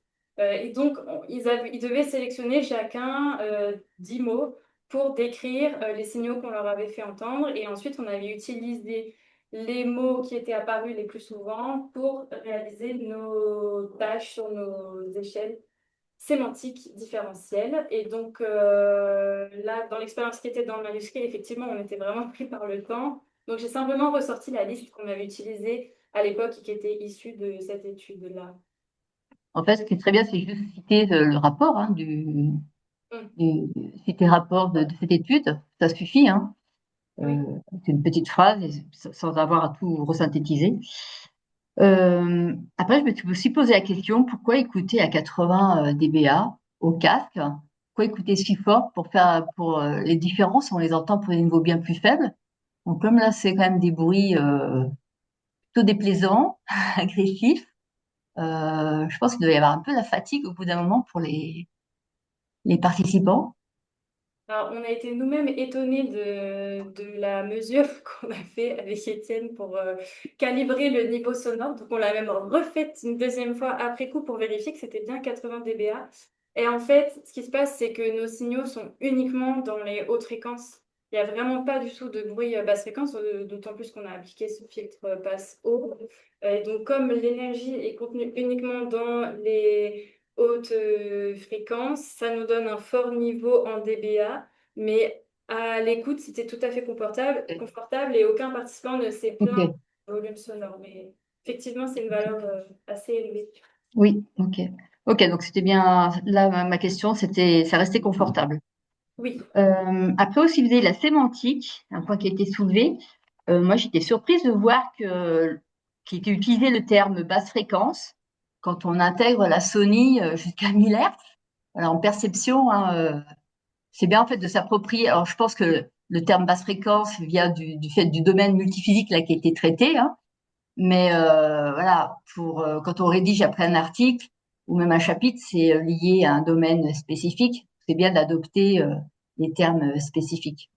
Ah, c'est peut-être plus pour chez publication, mais j'ai vu qu'il y a déjà eu publication. Ça, c'est Oui, bien oui. aussi pour la thèse. Euh, un autre point, oui, là, ça rejoint aussi un peu le fait qu'il n'y avait pas de référence là pour le choix des adjectifs, les antonymes. C'était vis-à-vis de l'évaluation auditive de signaux de courant. Alors, moi, je suis pas familière, hein, mais j'ai l'impression que ça a déjà été fait ou c'est proposé dans ces travaux. Alors nous, on n'a pas connaissance d'une étude sur le sujet. Alors en fait, ça se dit souvent dans le domaine que les signaux de courant contiennent l'information sur les harmoniques Amélie. Mais en tout cas, en étude vraiment de perception sonore avec des signaux de courant rendus audibles, on n'a pas connaissance d'une étude qui ait Ouais, fait ça. parce que moi, j'avais entendu dire que ça marchait vraiment bien, effectivement. Et ce caractère un petit peu amusant, ben, donc justement d'écouter les signaux de courant, ça marche bien pour décrire voilà, la perception. Mais bon, par contre, j'ai pas de référence à donner, donc c'est pour ça que je posais la question. Voilà. Bah, c'est des choses qu'on a présentées au CFA, c'était peut-être déjà nous, hein. Ah, je sais pas. Ok. Euh, aussi pour aller aussi rapidement, euh, il a été utilisé deux techniques de rééchantillonnage, un jackknife et bootstrap. Oui, Euh, Pourquoi le choix de deux techniques, de ces deux techniques? pourquoi le choix de ces Qu'est-ce deux qui techniques? fait, voilà, le premier Euh, coup c'est jackknife et après alors, bootstrap. donc, dans le cas du jackknife, c'était l'étude de validation perceptive. Donc, il y avait 38 participants, si je ne me trompe pas. Donc, étant donné le faible nombre de participants, c'était cohérent avec l'étude. Et en fait, ça vient de la référence qu'on a implémenté l'INSCAL à partir d'une référence bibliographique qui avait été Weinberg. étendue avec un deuxième papier sur la création des ellipses par Jackknife. Donc, on a vraiment réappliqué la méthode complète telle qu'elle était décrite. Et ensuite, pour le bootstrap, c'était un objectif un petit peu différent puisque c'était plutôt pour évaluer la pertinence de notre indicateur et non pas de la réponse des participants. Jackknife, dans l'autre étude, c'était vraiment la variabilité de la réponse individuelle des participants, alors que pour le bootstrap, c'était plus sur notre calcul. Et donc là, il était facile de prendre en compte de nombreux échantillons en faisant varier les paramètres puisque c'était vraiment l'indicateur qu'on construisait avec notre fonction logistique. Après, ben, pour Jackknife, c'était pour les ellipses de confiance. Ok. Euh, Après, c'est vrai que il me semble pas avoir vu ça dans d'autres travaux de la littérature. Les ellipses, elles étaient vraiment soit verticales, soit joliment horizontales, alors que Oui. bien souvent elles sont inclinées. Là, il y a des éléments d'explication. Pas vraiment. En fait, on a regardé aussi les coefficients individuels parce qu'on s'est dit qu'il y aurait peut-être une corrélation entre la position de l'ellipse et puis l'attention portée plutôt sur une dimension ou une autre. Et en fait, en regardant les coefficients de pondération individuels, on s'est rendu compte que la majorité des participants avaient accordé la même importance aux deux dimensions. Il n'y avait pas trop de variations, c'était vraiment un nuage très dense. Donc ça ne nous a pas trop expliqué la position des différentes ellipses. Ok, ben, merci pour toutes ces réponses. Merci. Merci Adrien pour m'avoir donné la Merci parole. Catherine. Je passe maintenant la parole à Sandra Forget. Déjà, merci pour la présentation, pour le rapport. Bien, je rejoins tout le monde, très bien écrit, très pédagogue. Enfin, voilà, c'était bravo, franchement, voilà. J'ai appris plein de choses, c'est très bien. Peut-être, moi, je vais peut-être parler côté industriel. Est-ce que du coup, est-ce que ton travail s'adapte à tout moteur électrique? Oui, alors le Est-ce mode... que... Pardon. Oui, vas-y. Bah, le modèle de simulation, il a été pensé pour des machines à aimant permanent, notamment sur la partie électrique, mais en fait, comme c'est un système de briques, on pourrait débrancher la brique du calcul du courant et pour ajouter du courant isolé sur un autre type de machine. Il y a des machines qui existent, là, c'est des flux radiales. Il y a des machines à flux axial aussi. Ouais. Il y a plein de choses qui existent, voilà. Oui, oui. Après, oui, sur la partie rotor, donc là, c'est rotor à aimant permanent, rotor bobiné, normalement, ça devrait marcher, puisque on est un courant continu sur le rotor. Mais voilà, il y a différentes technologies. Et, voilà, c'était juste pour savoir s'il y avait des adaptations possibles. Pourquoi le nom cliquettement, basiquement? Eh ben, en fait, donc on a fait le choix de rédiger le manuscrit en français et donc ça a été un peu compliqué pour certains termes et en fait, cliquettement, c'est une des traductions possibles du rattle noise en anglais, alors qui lui est vraiment mécanique et dû à du Bah, c'est contact. ça, c'est je vais le dire. Voilà, mais qui a un peu la même caractéristique. Donc en fait, on l'appelle en anglais e-rattle pour préciser que c'est vraiment. Parce que ça avait pensé à Kitty, et du coup, ça avait pensé à moteur thermique, et du coup, je pense que les gens ont peut-être fait un lien entre Kitty et moteur thermique. Alors eux, on leur a pas du tout parlé de cliquettement. Ça, c'était vraiment nous pour l'analyse. Eux, on leur a juste présenté des signaux de bruit de moteur électrique. Voilà, pas dit mot cliquettement, tu vas peut-être penser à moteur thermique. Non, non, pas du tout. Ok, d'accord. Ouais. Après, la moyenne d'âge de tes expériences, elle est un peu jeune, alors ça n'a pas pu avoir une influence du côté caractère jeune. Et... Tout à fait. En fait, donc c'est parce qu'on fait appel à des étudiants. Donc, ça, je vais pas parler de ça. Je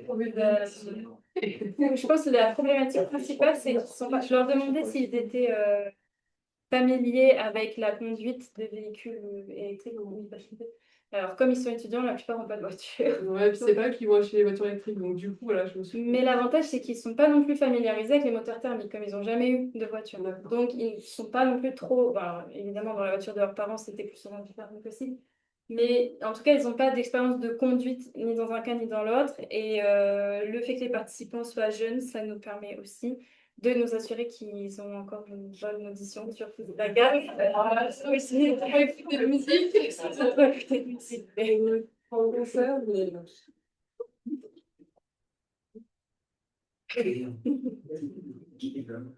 C'est tout pour moi, merci beaucoup. Merci Sandra.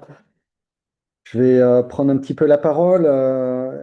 Moi, évidemment, je m'associe pleinement à tout ce qui a été dit. Je complète très simplement avec le fait que je trouve que c'est quand même assez impressionnant, je mesure mes mots, d'arriver à élaborer un travail de modélisation multiphysique temporelle. On fait toujours des modèles fréquentiels, c'est plus facile. Là, il y a quand même un modèle temporel, multiphysique, où tout est hyper bien décortiqué, qui atteint son rayonné. Donc, rien que ça, c'est un travail très approfondi en soi. Et tu surajoutes un travail d'analyse perceptive qui est aussi approfondi. On le voit avec les propositions d'illustration que tu amènes, etc., la façon de représenter les données, de les traiter, etc. Et en fait, combiner les deux, pour moi, ça amène, enfin, ça multiplie quand même la force du travail. Donc ça, moi, je dois dire que pour moi, c'est voilà, tout à l'heure, tu as parlé que c'était une thèse brillante, je confirme, je trouve que, en particulier pour cette raison. Alors, j'avais une question, j'ai pas compris ce que c'est que le cliquettement. Alors, quand je dis ça, j'aimerais comprendre qu'est-ce qu'est-ce que c'est exactement. Alors, quand je pose la question de qu'est-ce que c'est exactement, je voudrais savoir quelles sont les caractéristiques objectives qui permettent de définir ce qu'on appelle cliquettement. J'avais à l'oreille l'impression qu'il s'agissait de modulation au moins temporelle, sinon peut-être un peu fréquentielle aussi. Et donc, je voulais voilà, savoir qu'est-ce qui permet de caractériser objectivement ce qui est appelé ici un cliquettement. Ben, c'est vrai que la difficulté, c'est de le différencier de la modulation d'un côté et de la rugosité de l'autre. Donc, par rapport à la modulation, c'est plus le timbre du bruit qui est différent, puisque quand on a les modulations simples, donc telles que celles que j'ai fait écouter tout à l'heure, on a vraiment un son qui est plus pur, alors qu'ici, dans le cliquettement, on a un bruit alors qui a pas un timbre percussif, mais presque, on s'en rapproche, un timbre vraiment plus riche qui vient de cette densité d'harmonique. Et par rapport à la rugosité, c'est plus la notion de rythme. On peut identifier un rythme de cliquettement. Donc en fait, c'est un peu une combinaison de la modulation et de la rugosité, où il y a l'identification de ce rythme associé à un timbre très impulsionnel, presque percussif, et qui, dans le cas des moteurs électriques, est présent en haute fréquence. Et alors, j'avais une deuxième question en lien avec le cliquettement. Parce qu'à un moment donné, effectivement, tu retrouves un plan de 2 dimensions, enfin, un plan en 2 dimensions, c'est vrai que c'est banal. Mais en tout cas, tu projettes tes données dans un espace à 2 dimensions et dont tu recherches une interprétation physique ou sensorielle, plutôt physique en fait. Et il y a une des 2 dimensions qui pose question. On ne la trouve pas tout de suite. Et alors, je me suis demandé s'il ne fallait pas utiliser le kurtosis du signal. Et en fait, tu parles de caractère un peu impulsionnel Oui. parfois dans ce qu'on définit comme étant un cliquettement. Mm. Et le kurtosis, il permet tout de suite de discerner un signal dans lequel il y a des aspects un peu impulsionnels. Oui, tout à fait. On avait essayé, ça fonctionnait pas trop mal, mais on avait vraiment envie de faire le lien avec la source. Mhm. Parce que notre avantage, c'était qu'on connaissait exactement la structure harmonique de nos signaux. Et donc, il existe des indicateurs temporels de Rattle qui font effectivement l'analyse de la forme de l'onde. En fait, nous, ce qui nous intéressait, c'est de montrer que c'était une source assez fréquentielle, finalement, à cause de cette superposition, enfin, cette densité d'harmonique. C'est pourquoi on a essayé de construire des signaux qui reproduisaient ce schéma-là et que notre indicateur se base aussi sur la source plus que sur l'observation sur le signal, en espérant le rendre un peu plus robuste et en tout cas parfaitement adapté aux signaux qu'on avait construits nous-mêmes. Donc c'est pour ça qu'une des pistes aussi que j'avais mentionnées dans les perspectives, c'est de rendre cet indicateur plus robuste parce qu'un des problèmes du kurtosis et des indicateurs existants de Rattle, c'est qu'ils sont assez peu performants, enfin, pas tous, mais ils peuvent être assez compliqués à appliquer sur des signaux complexes, ou par exemple à vitesse variable, où Mhm. ça peut venir se mélanger, ou s'il y a deux sources fréquentielles à deux fréquences différentes, ça va être difficile de séparer les deux. Alors que nous, comme on avait connaissance de la source, on a essayé de partir vraiment de la source du cliquettement pour construire notre indicateur. D'accord, merci. J'aurais 2 autres petits points. Il y en a un qui est peut-être pas très réaliste et un peu naïf, mais je vais quand même le soumettre à ta réponse. Est-ce qu'on pourrait imaginer, parce qu'en fait là tu cherches un lien en gros entre des paramètres de MLI et puis un avis subjectif sur le son produit à la fin. Est-ce que ça te semblerait à terme accessible de se donner un objectif de critères perceptifs pour en déduire les paramètres de MLI qui serait à programmer pour piloter la machine, étant entendu que ça, ce serait sans doute assujetti à des contraintes, d'autres contraintes Oui, techniques de strict bon fonctionnement du moteur thermique. oui, tout à fait. Bah, ça serait l'idée de la stratégie optimisée, donc qui s'appelle Optimize Pulse Pattern. Et donc, en fait, contrairement aux autres stratégies qui ont une forme d'onde propre, là, ça consiste vraiment à passer dans une boucle d'optimisation pour calculer directement le signal créneau de tension. Il n'y a plus vraiment de notion de forme d'onde, on calcule vraiment les instants de commutation avec un objectif d'abord sur le fondamental de tension, évidemment, pour obtenir le couple désiré.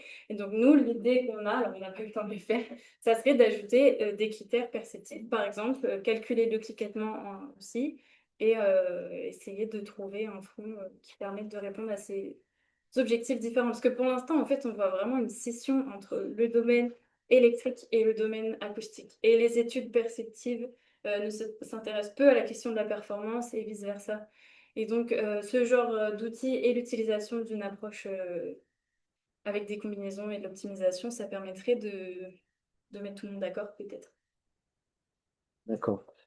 Et j'ai un dernier point qui est peut-être moins centré sur des approfondissements scientifiques, mais tu fais partie de cette génération d'étudiantes et d'étudiants qui ont connu enfin, dans la continuité de leurs études, l'arrivée des outils d'intelligence artificielle. Et je voulais savoir ce que, de ton point de vue, ça avait changé dans la façon de conduire une thèse, en quoi c'est utile, en quoi c'est un piège.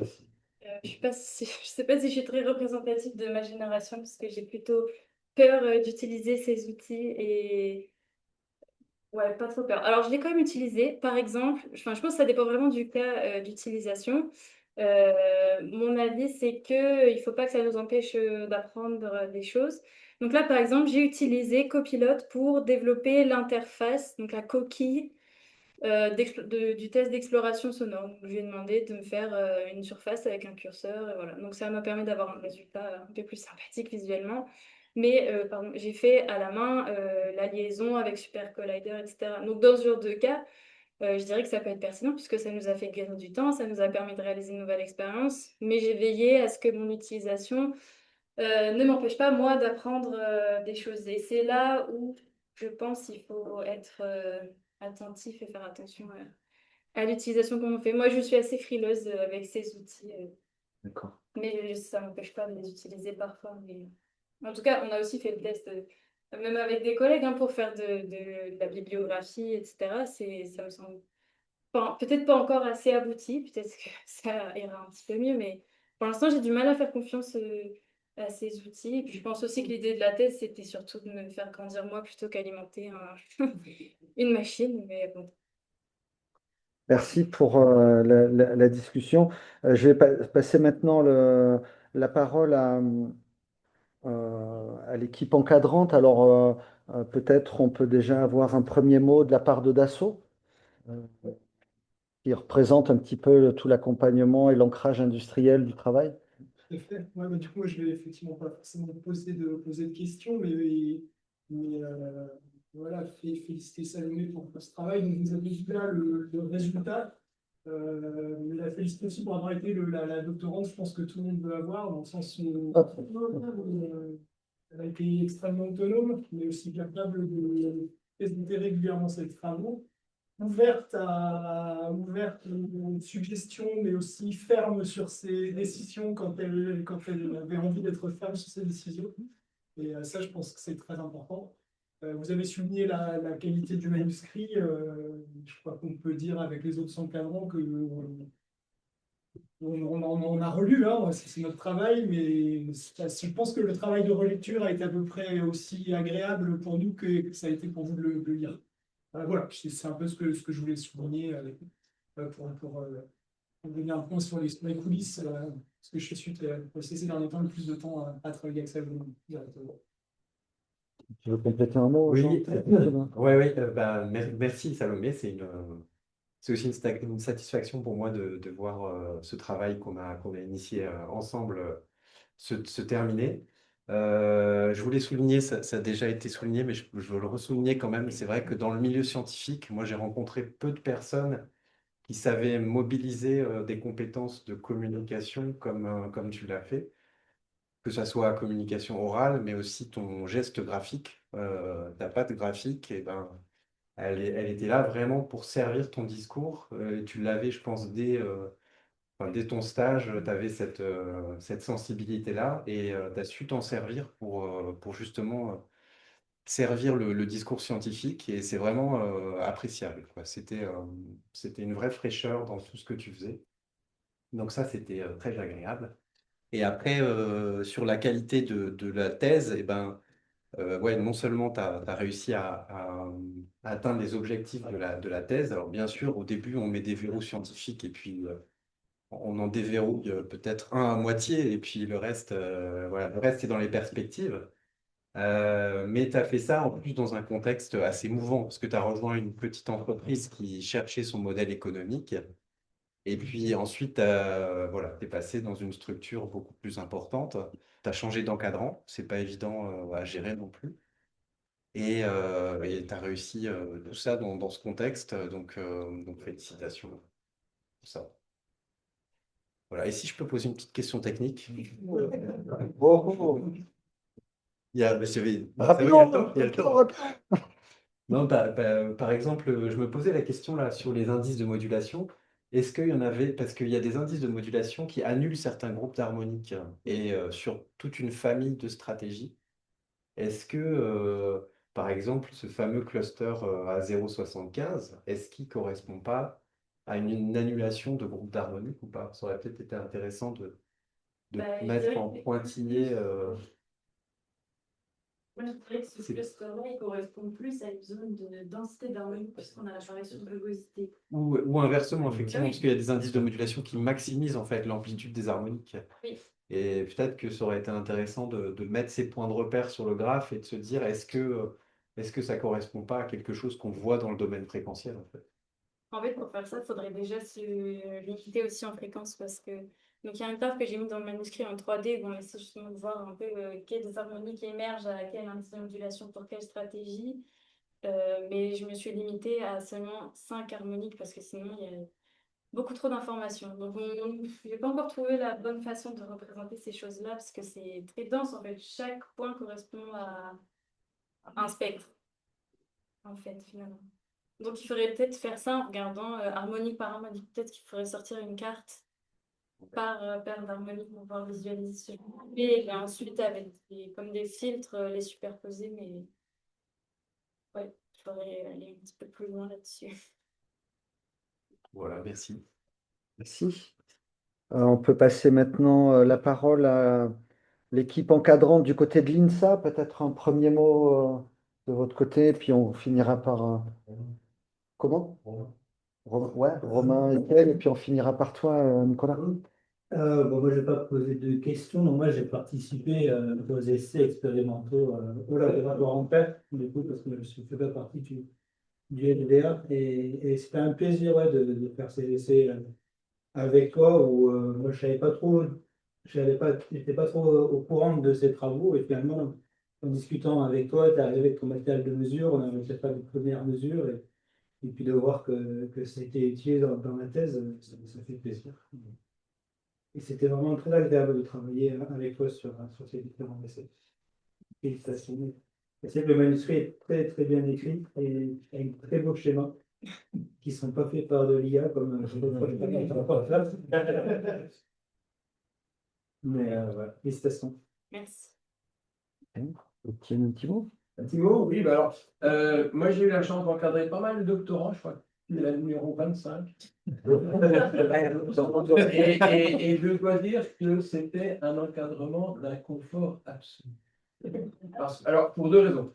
Première raison, bon, le sujet est en deux parties, et sur l'une des deux parties qui prennent de courant et tout ça, on était totalement incompétents. Donc finalement, tu as trouvé toute l'aide dont tu avais besoin auprès de Jean et de Martin. Et puis la deuxième raison est effectivement liée à toi. Tu as déjà un peu couvert d'éloges, mais je voudrais quand même rajouter ta puissance de travail, qui est vraiment impressionnante, ta curiosité scientifique. Donc on partait, hop, on disait oui, ça pourrait être bien. Et une semaine plus tard, tu avais déjà fait plein de trucs, c'était assez effrayant. Et donc, la plus grosse difficulté pour nous a été un peu de te freiner, quoi. Dire, là, peut-être qu'il y a assez pour faire une thèse correcte. Donc, c'était vraiment bien. Merci. Merci Étienne. Nicolas, the last word. Oui, j'ai pas de questions non plus, évidemment. Je voulais juste te féliciter effectivement déjà pour la qualité de ton travail. Tout le monde l'a dit effectivement, et qui est vraiment à l'image de la qualité de ta présentation. Pour avoir une telle aisance orale, telle que tu l'as eu là aujourd'hui, vraiment précisément en maîtrisant tous les mots qu'utilisait ton travail.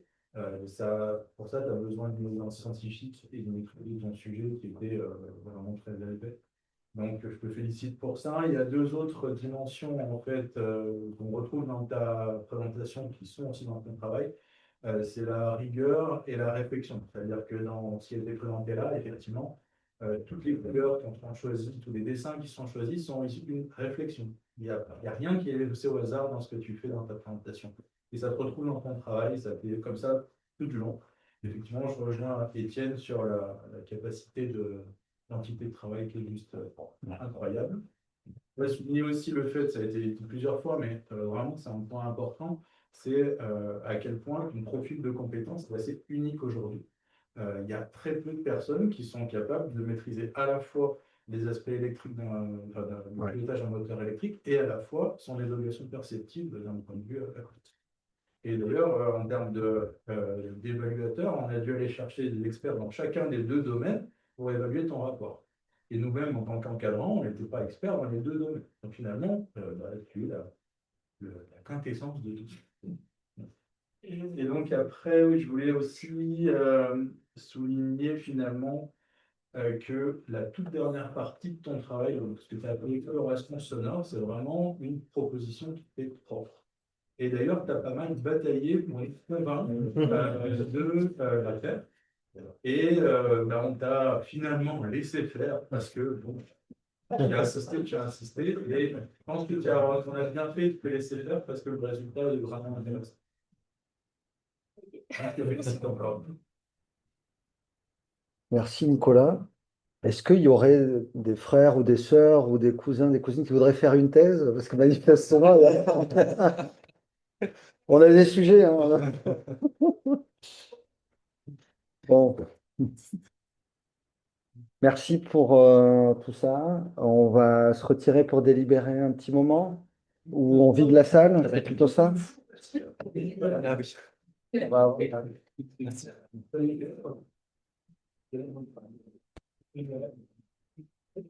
Allez,